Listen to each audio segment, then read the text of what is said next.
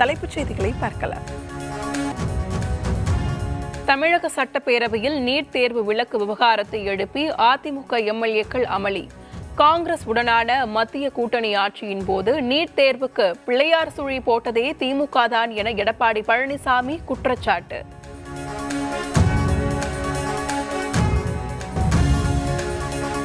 NEET தேர்வை ரத்து செய்தால்தான் உங்களுடன் கூட்டணி என அதிமுக சொல்ல தயாரா?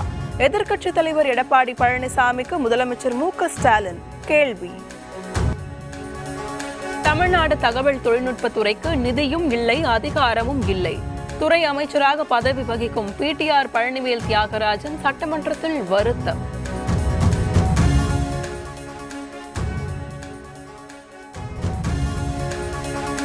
பயன்பாட்டு காலம் முடிந்த பேருந்துகளை மாற்றுவதற்கு படிப்படியாக நடவடிக்கை. தமிழக போக்குவரத்து துறை அமைச்சர் சிவசங்கர் தகவல்.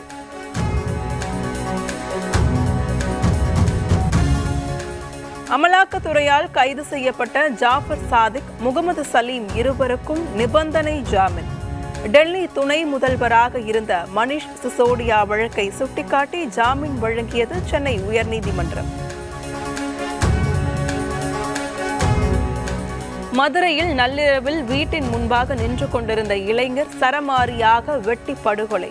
காவல்துறையினருக்கு சவால் விடும் வகையில் அரிவாளை அதே இடத்தில் வீசி சென்ற கொலை கும்பலால் மக்கள் அச்சம்.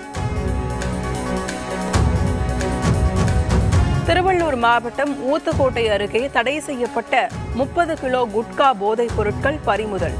கடத்தல்காரர்கள் 4 பேரை கைது செய்து காவல்துறையினர் விசாரணை. சென்னை அணிக்கு எதிரான 38வது ஐபிஎல் கிரிக்கெட் போட்டி 15.4 ஓவரில் 177 ரன்கள் எடுத்து மும்பை அணி அபார வெற்றி. உலகின் முதல் 10G இணைய சேவையை அறிமுகப்படுத்தியது சீனா. 10G மூலம் மின்னல் வேக இணையதள வசதி பெற முடியும் என தகவல். அமெரிக்காவில் தரையிறங்க முயற்சித்த விமானம் வயல்வெளியில் விழுந்து விபத்து. விமானத்தில் பயணித்த 4 பேரும் பரிதாபமாக உயிரிழப்பு.